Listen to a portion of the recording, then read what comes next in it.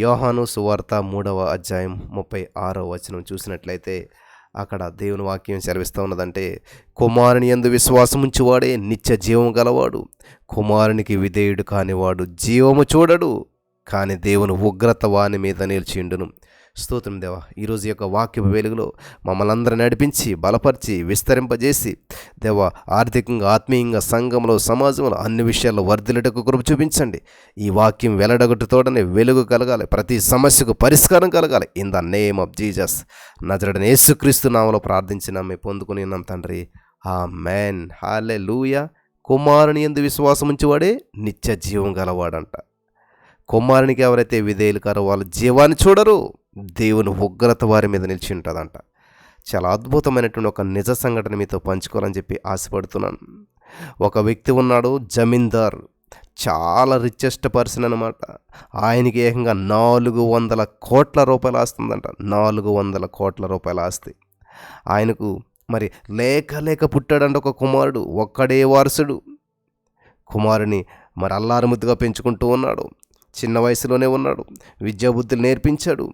ఆ కుమారుడు నెమ్మదిగా పెరిగి పెద్దవాడు కాలేజీకి వెళ్ళాడు. కాలేజీకి వెళ్తూ ఉండగా మరి అనుకోని రీతిలో వేగంగా ఒక లారీ వచ్చి అతన్ని ఢీకొట్టింది.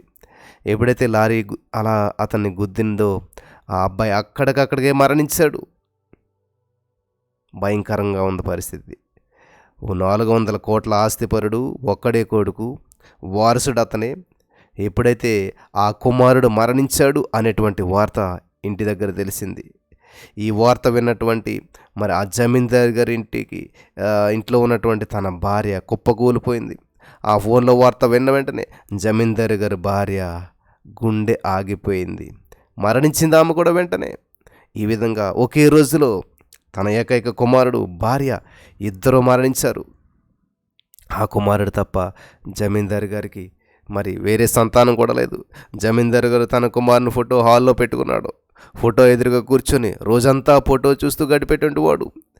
జీవితాన్ని అంతా కూడా మరి ఇంకా ఫోటోకు సమర్పించాడు. ఫోటో వైపు చూస్తూనే గడుపుతూ ఉన్నాడు. ఊహించినటువంటి రీతిలో మరి కుమారుడి మీద బెంగతోటి ఆ యొక్క జమీందారు గారు కూడా కొన్ని నెలల తర్వాత మరణించాడు.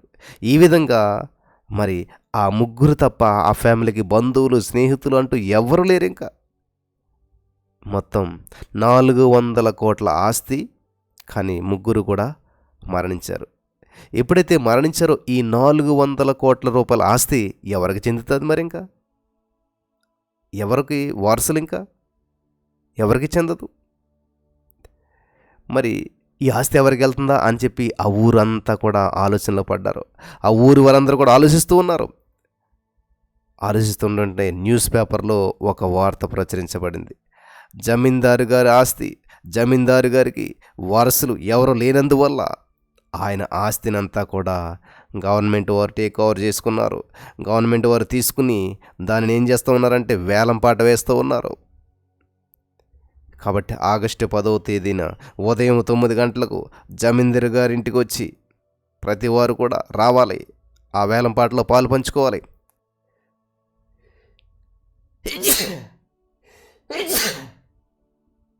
Thank you Jesus. ఆసక్తి కలిగినటువంటి వారంతా కూడా ఆగస్టు 10వ తారీఖున 9 గంటలకు రండి. మరి వేలం వేస్తారు. వేలం వేయబడేటువంటి ఆస్తుల జాబితా కూడా జమీందారు గారి ఆ భవనానికి వచ్చి తెలుసుకొని వచ్చును. పాటలో పాల్గొన్నవారు పాట పాడిన వెంటనే డబ్బు చెల్లించాలి అని అంటే ఈ వార్త చదవగానే ఊరిలో ధనవంతులు, ధనికులు అందరూ కూడా ఎంతో సంతోషించారంట. సర్కారు వారి పాట రూపాయితో ప్రారంభమవుతుంది. ఎవరు పాట పెంచకపోతే తక్కువ ధరకే ఆ వస్తువును మరి కైవసం చేసుకోవచ్చు అనుకొని జమీందారు గారు మరి ఆ ధనానికి మరి ఆశపడినటువంటి వారంతా కూడా భూముల ఆస్తులకి ఆ భవనానికి వెళ్ళి ఏ వస్తువులు వేలానికి ఉన్నావో పరిశీలించి తమ బ్యాంకులో ఉన్న డబ్బంతా కూడా తీసుకుని పెద్ద పెద్ద సూట్ కేసులతో పెట్టుకుని వేలం జరిగేటువంటి ప్రాంతానికి నిర్ణీత సమయానికంటే ముందుగానే వచ్చేశారు. నేను బంగారం కొంటాను, నేను పొలం కొంటాను, నేను భవనం కొంటాను, నేను కార్లు కొంటాను అని ఒకరితో ఒకరు మాట్లాడుకుంటూ ఉన్నారు. నాకు ఇది కావాలి, నాకు అది కావాలని చెప్పి ఈ విధంగా వాళ్ళు ఒకరిని ఒకరు కోరుకుంటూ ఉన్నారన్నమాట. సరిగ్గా ఉదయం 9 గంటలు అయిపోయింది. వేలం వేసేటువంటి అధికారి వచ్చాడు. మొదటగా ఏ వస్తువులు వేలం వేస్తాడని అందరూ ఆతృతగా ఎదురు చూస్తూ ఉన్నారు. అతడు జమీందారు గారి యొక్క ఆ కుమారుడికి ఆ జమీందారు గారికి ఎంతో ఇష్టమైన ప్రియమైన కుమారుడి యొక్క ఫోటో తీసుకున్నాడు, చేతిలోనికి తీసుకున్నాడు. మొదటిగా వేలం వేయబడేటువంటి జమీందారు గారి యొక్క కుమారుడి ఫోటో ఆయన చేతిలో పెట్టుకుని, ఈ ఫోటోని ఎవరు కొంటారు? సర్కారు వారి పాట ₹1 అన్నాడు. హాల్లో ఉన్నవారంతా కూడా చాలా నిరాశపడ్డారు. ఆ ఫోటో ఎవరికి కావాలి? ఎవరు కూడా ఆ పాట పెంచలేదు. రూపాయి నడుస్తుంది. సర్కారు వారి పాట ₹1 వేలం వేశారు. ఆ అధికారి 3 సార్లు అరిచాడు. హాల్లో ఉన్నటువంటి ఒక వ్యక్తి, అయ్యా, ఆ ఫోటో పక్కన పెట్టి మీరు బంగారం వేలం వేసినా, పొలం వేలం వేసినా, లేకపోతే కార్లు వేలం వేసినా, ఏదేసినా మేము పాడుకుంటానికి సిద్ధంగా ఉన్నాం, ఫోటో పక్కన పెట్టండి అన్నాడంట ఒక ఆయన. వేలం వేసే అధికారి, అయ్యా, నేను కొన్ని నియమ నిబంధనలు పాటించి వాటి ప్రకారమే వేలం వేయాలి, ఆ ప్రకారమే నేను చేయాలి. మొదటిగా కుమారుని ఫోటో మాత్రమే వేలం వేయబడాలి, ఎవరు తీసుకుంటారో అని చెప్పి మరలా అరిచాడు. ఆ జమీందారు గారి ఇంట్లో చాలా కాలం నుంచి ఒక ఆయన పనిచేస్తూ ఉన్నాడు.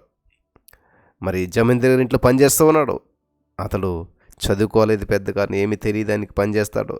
జమీందారు గారి అబ్బాయి పుట్టినప్పటి నుంచి ఆయన ఉన్నాడు. ఆ పనిచేసిన వ్యక్తి చిన్నతనంలో ఆ జమీందారు గారి అబ్బాయిని ఎత్తుకున్నాడు, పెంచాడు, అల్లారు ముద్దుగా చూశాడు, అన్నీ చేసింది ఆ పనివాడే.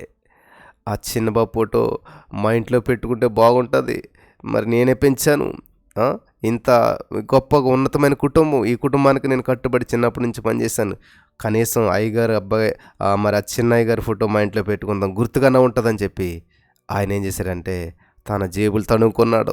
అతని దగ్గర కేవలం ₹2 మాత్రమే ఉన్నాయంట. ₹2 మాత్రమే ఉన్నాయి. హాల్లో ఉన్న వాళ్ళందరూ కూడా లక్షలు తీసుకుని వచ్చారు. వారి ముందు ₹2 పాట పాడాలంటే సిగ్గుగా అనిపించింది ఆయనకి. అయినా సరే నెమ్మదిగా వేలం వేసే అధికారి దగ్గరికి వచ్చి, అయ్యా, పాట ₹2 పెంచొచ్చా అని అడిగాడంట. ₹1 మా అయ్యగారి ఫోటో కొంటే నాకు ఇష్టం లేదు, నాకు ₹2 ఉన్నాయి, కాబట్టి నా పాట ₹2 అని అన్నాడంట ఆయన. వేలం వేసే అధికారి, ఎంతకైనా సరే పెంచవచ్చును, నీ పేరేంటి అని అడిగాడు.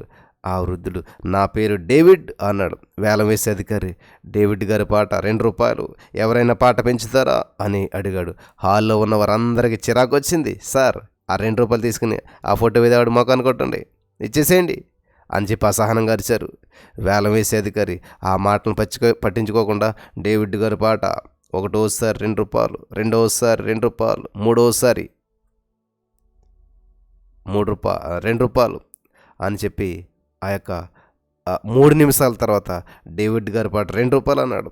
మరలా అరిచాడు. 3 నిమిషాల తర్వాత డేవిడ్ గారి పాట మూడోసారి ₹2 అని చెప్పి మరలా అరిచాడు. పాటను ఎవ్వరూ పెంచలేదు. పాట ముగిసినట్లుగా ఆయన చెక్క చుట్టుంటుంది కదా, దాంతో టేబుల్ మీద కొట్టి, డేవిడ్ గారు ₹2 చెల్లించి ఆ ₹2 ఇవ్వండి ఇలాగా అని అడిగాడు. వెంటనే ఆ డేవిడ్ గారు ఏం చేయాలంటే ఆ ₹2 ఆయనకి ఇచ్చేసారంట. ఆ ఫోటో డేవిడ్ గారి చేతిలో పెట్టి హాల్లో ఉన్న వారందరి వైపు చూసి, వేలం ముగిసింది, మీరందరూ సెలవు తీసుకోవచ్చు అన్నాడంట. సభలో ఉన్న వాళ్ళందరూ కూడా కోటీశ్వర్లు, ఐశ్వర్యవంతులు ఆశ్చర్యపోయారంట. వేలం పాట ముగిస్తామేంటి, ఇంకా వేలం పాట స్టార్ట్ అవుంది అంటే, అప్పుడు బంగారం వేలం వేయట్లేదా, పొలం అమ్మట్లేదా, కార్లు అమ్మట్లేదా, ఈ భవనం అమ్మట్లేదా, రైస్ మిల్లులు, ఇవన్నీ వేలం వేయకుండానే వేలం అయిపోయింది అంటామేంటి అని అక్కడున్న వాళ్ళందరూ ఆరోటం మొదలుపెట్టారంట. అప్పుడు వేలం వేసే అధికారి అన్నాడంట, అయ్యా, చనిపోయినటువంటి జమీందారు గారు ఒక వీలునామా రాశాడు. ఆ వీలునామా ఏంటో తెలుసా? ఆ వీలునామా ప్రకారం ఫోటో మాత్రమే వేలం వేయబడాలి. ఎవరైతే ఫోటోను తీసుకుంటారో వారికి యావదాస్తి చెందాలని చెప్పి ఆయన వీలునామా రాశాడు. ఆ వీలునామా సారాంశం ఇది. డేవిడ్ గారు ఫోటో తీసుకున్నారు. ఈ డేవిడ్ గారు ఇంట్లో పనిచేసే వ్యక్తే. ఆయనే ఈ యొక్క ధనవంతుని కుమారుని యొక్క ఫోటో తీసుకున్నాడు, కాబట్టి యావదాస్తి ఆయనకే చెందుతుంది అని చెప్పాడంట. హల్లెలూయా. చూసారా ప్రియులారా, ఆ యొక్క యజమాని యొక్క కుమారుడు యొక్క ఫోటో ఎవరు తీసుకుంటే వాళ్ళకే ఆ యావదాస్తి చెందుతుందంట. కానీ ఈ యొక్క డేవిడ్ అనేటువంటి ఆయనకి ఈ విషయం ఏమి తెలీదు. మామూలుగా మంచి మనసుతోటి ఈయన మా యజమాని కుమారుడు మా ఇంట్లో ఉంటే బాగుంటుంది, ఆ ఫోటో మాకు గుర్తుగా ఉంటుంది, నేనే కనిపించనని మంచి హృదయంతో సహృదయంతో తీసుకున్నాడు. ఆ ఫోటో తీసుకోవటం వల్ల, ఆ ఫోటోను కోరుకోవటం వల్ల యావదాస్తి కూడా ఆయనకే చెందింది. హల్లెలూయా. నా ప్రియమైనటువంటి సహోదరి స్నేహితులారా, ఈ సంఘటన విన్నటువంటి మీరు, మరి ఈ సంఘటన విన్నటువంటి అక్కడ ఆ హాల్లో ఉన్న వారందరూ కూడా ఆ సమయంలో నేను అక్కడ ఉండుంటే ఎంత బాగుండేది, రూ. 2కే 400 కోట్ల రూపాయల ఆస్తిని నేను దక్కించుకుందినే, రూ. 2కి 400 కోట్ల ఆస్తి ఏంటి అంటే, ఇదంతా పూర్తిగా వింటే కానీ మీకు అర్థమవుతుందన్నమాట. రూ. 2కి 400 కోట్ల ఆస్తి ఎలాగొస్తుంది అంటే ఇదే అనమాట. రూపాయలకి 400 కోట్ల ఆస్తిని ఆయన దక్కించుకున్నాడు. హల్లెలూయా. అటువంటి అవకాశం ఇప్పుడు మీకు లభిస్తే మీరేం చేస్తారు? అటువంటి అవకాశం ఒకటి ఉన్నది ప్రియులారా. పరలోక రాజ్యం మనకు ఉచితంగా ఇవ్వటానికి దేవుడు సంకల్పించాడు. కానీ మనము మన పాపం వలన దాన్ని స్వతంత్రించుకోలేకపోతున్నాం. కాబట్టి కుమారుడైన యేసుక్రీస్తు ప్రభువును సొంత రక్షణగా అంగీకరించినట్లయితే ఆ పరలోక రాజ్యం మన సొంతం అవుతుంది. దేవుడు కనీసం రూ. 2 చెల్లించాడు, ఖర్చు పెట్టాడు. అయితే యేసు ప్రభువుని రక్షకుడు అని చెప్పి నీ హృదయంలో విశ్వసించి నీ నోటితో ఒప్పుకుంటే పరలోక రాజ్యము మన సొంతం అవుతుంది. ఆలస్యం ఎందుకు? నేడే, ఇప్పుడే, ఈ క్షణమే యేసుక్రీస్తు ప్రభువును సొంత రక్షణగా అంగీకరించి యేసు ప్రభువుని మరి నీ హృదయంలోనికి చేర్చుకుని మరి ఆయనకి నీ జీవితాన్ని సమర్పించినట్లయితే, యేసయ్య నువ్వు కావాలి, యేసయ్య నాకు, యేసయ్య నువ్వు కావాలి, యేసయ్య నువ్వు ఇచ్చే ఆశీర్వాదాలు కాదు, నువ్వు ఇచ్చేటువంటి కార్యాలు కాదు, కానీ నువ్వు కావాలి యేసయ్య అని ఎవరైతే యేసయ్యని హత్తుకుంటారో సరిపోద్ది. ఇంకా మీరు అప్పుల నుంచి బయటపడిపోతారు, మీ రోగాల నుంచి బయటపడిపోతారు, మీకున్న సర్వ సమస్యలు పరిష్కరించబడతాయి. మనం కోరుకోవాల్సింది ఏంటంటే సమస్య పరిష్కారం కాదు, కానీ యేసయ్యని కోరుకోవాలన్నమాట. సమస్యలను పరిష్కరించేటువంటి యేసయ్యని మనం కోరుకోవాలి. యేసయ్యని కోరుకున్న వారి జీవితం అద్భుతంగా ఉంటుంది. హల్లెలూయా. కాబట్టి ఈ రోజున ఈ మాటలు వింటున్న ప్రియమైనటువంటి సహోదరి స్నేహితులారా, మరి యేసయ్యని కోరుకుందాం, హత్తుకుందాం. అటువంటి భాగ్యం ఇక్కడ ఉన్న వారందరికీ పరిశుద్ధాత్మ అనుగ్రహించినటువంటి బలపరచును గాక. ఆమేన్.